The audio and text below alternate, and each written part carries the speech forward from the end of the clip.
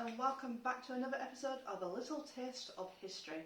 Today's recipe is from the 1940s and we are going to be making mock apricot tarts, or in my case a massive tart. You can do smaller versions of this or you can do a big one like I am, it's completely up to you. Now in the 1940s everything was put on rationing due to the fact that our ships that would bring in a lot of supplies were purposely being targeted, and it was the same throughout the whole of Europe. Now this recipe is more of an English recipe. I don't know whether other places in Europe may have done the same thing, it's very possible. And the ingredients that we're going to be using are technically meant to be things that you should hopefully already have at home, that you'd either already have in the pantry. With anything to do with the Second World War, it was about using up materials that you already had, things that were more accessible, so a lot of these recipes tended to have vegetables put into them, and this is where the mock side comes into it. Now, one of the questions that I have been asked recently when I was saying I was making these is why would they make mock-up versions of it? And I suppose it's because, well, for starters, materials were scarce, and a lot of people probably wanted to be able to have these treats that they had before the war was even a thing. So they would make mock versions of them. In some cases, it would be mock versions of meat, so you can make like mock goose, which is actually a recipe that's been going around since the 1800s, so even before the Second World War.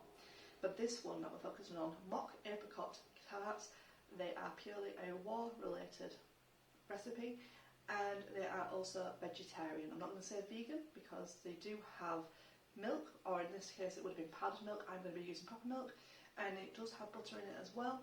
So they are mostly vegetarian recipes, but I suppose if you can find alternatives and if it works the same way, do feel free to do that too.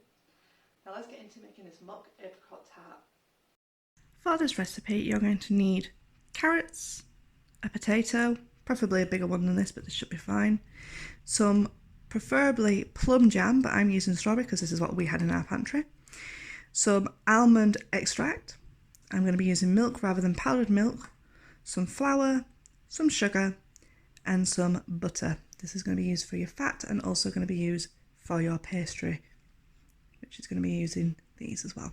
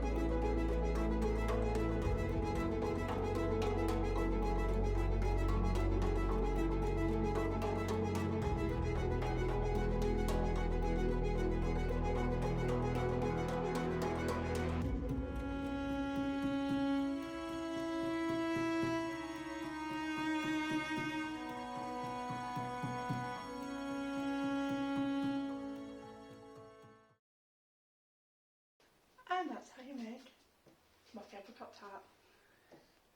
Enjoy!